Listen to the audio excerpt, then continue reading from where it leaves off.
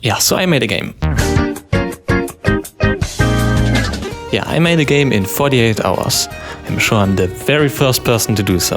I'm on a Discord server, where twice a year an event is hosted where you make a game in 48 hours. And I kind of have a reputation of winning. I've won twice already and I got this close to winning a third time. But unfortunately, I made a deal with the organizers of the jam that I would get a super cool role if I won a third time. Well, I'm unsure if they actually really agreed on that. I mean, I have a contract, it's super legally binding. They signed it, you can see it right there. I did not misspell their names, don't be. But who knows, maybe they'll just forget. Unless I win right here, right now. I really wanted the theme to be too few, too many. But unfortunately, nuke threats weren't enough. So the theme ended up being plants. But I was so unbelievably tired of seeing all of these completely green games flow all over the submission page. So I wanted to be unique. I wanted to make a game that was underwater themed. It's still plants and kind of still spring themed, so I'm sure I won't lose any points there. Foreshadowing is a narrative device. Problem. I don't know any underwater plants besides kelp from the hit 2014 game Subnautica. So I just looked up a few plants online, surely, you know, these are actually plants, hopefully. Yeah, so when sharing my game in Discord server, somebody questioned the plantness of my harvestables.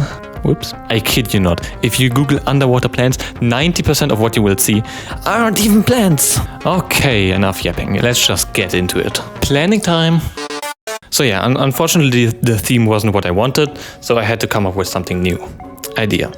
A rhythm game where the plants only grow if you hit them in time with the beat. Okay, let's do that. On day one, I tried to make the game.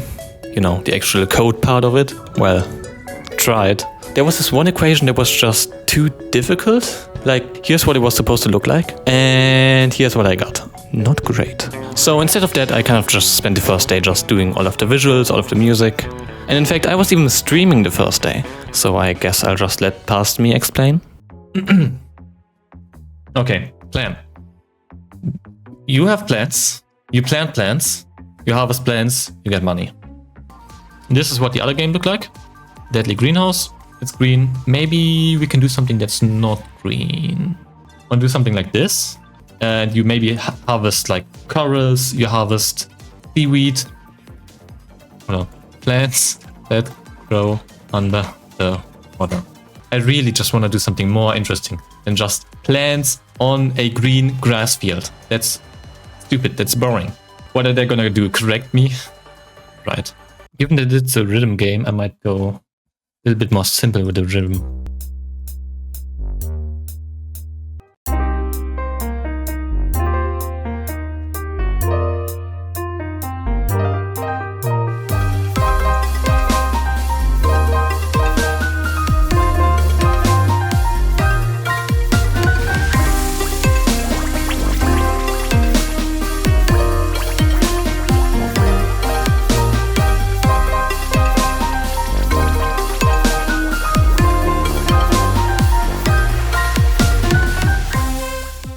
Day 2.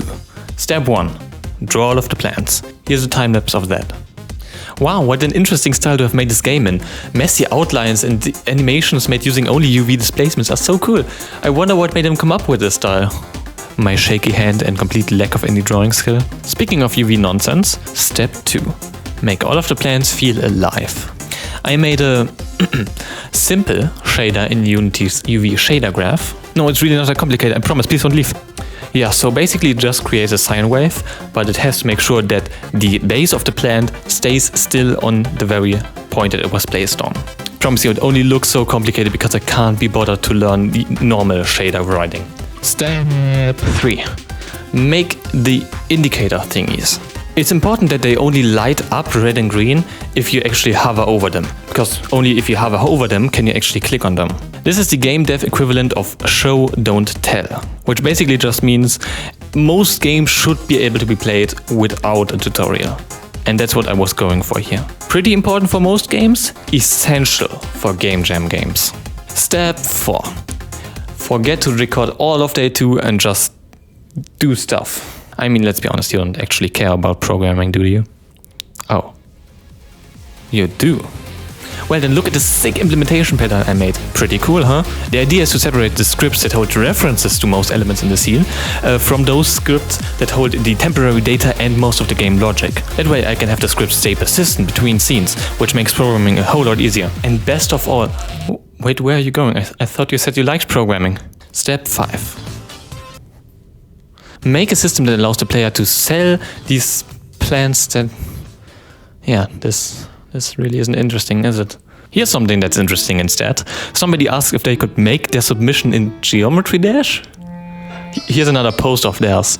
It's, you know, very eloquent. Day 3. I made a progression system. Yep. Look, there it is. Yeah, it's pretty cool. Also, I made a main menu in 3D for a jam that was supposed to be only 2D. Oops. And I spent way more time than I should have on making this stupid transition that just... Why? A tutorial, more SFX... Yeah, it's just what you do. I mean, this is game development. If you've never made a game, this is what it is. I mean, is this interesting? Yeah, I had a lot of time. I didn't really take any breaks. Sue me. So, I guess... 2 more shaders? Bro, instead of 2 more shaders, how about you get a haircut? I mean, yikes. 1 for the main camera. Look at that. And 1 for fish. Which I also spent too much time implementing. I mean, look at how cool it is. It can be in like different layers, like one in the back, here's one in the front. That's pretty cool, right? Right. And that's not easy to do with Unity. I mean, if you change the Z position, it doesn't actually move the sprite to the front or to the back. You have to use like a separate parameter. And so doing all of this is like pretty difficult. Can you just be impressed? Like, can you just pretend to be impressed for a minute? And I finally submitted on time. Who would have guessed? Yeah, turns out the guy who made like 7 games in all 48 hours each can submit on. Hey, wake up. Are you still paying attention? This is important stuff right here. It's time for voting. The real battle has only just begun. Time to look at other games. Yeah, okay, that's cool. You know, I don't think that's supposed to happen. Okay. Yeah, that's very balanced. Yeah, those are all games. Ouch. And results. So, did I get first place after all of this? Drum roll, please. Come on. Do the drum roll. No. But I got second. Look at that. I am so happy about this information. I totally didn't want the special role because I won 3 times in a row. Next time. I'll get you next time. Photo flare. I mean, hey, I'm now $15 richer. That's, you know. Look, this can buy me an unusual dreadnought. It's what I've always wanted.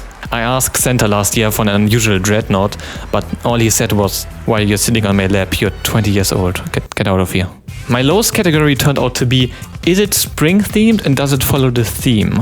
Well, I just wanted to give everybody a break from all of the constant green, which we did see in this jam as well, just like all of the other ones who could have predicted. I could have. But, oh well, I guess originality must be misplaced in a peer-ranked game jam. So next time Jam host Theo says the theme is spring, I respond with, what shade of green would you prefer? So... Well, that's the video. I'm bored. Hope you enjoyed. If you like this kind of stuff, I made a playlist with all of my high quality videos. It's currently empty. Also, please subscribe and check out my game that I actually try to make good, Salvo Shuffle. It's like a bullet hell meets roguelike, and maybe there's some Undertale in there as well. And until that comes out in like 2035, I'm spending my time wisely, like with writing a Python script that generates patch notes automatically. Yeah. So again, subscribe if you're submissive and breathable, and I'll see you next time. Goodbye.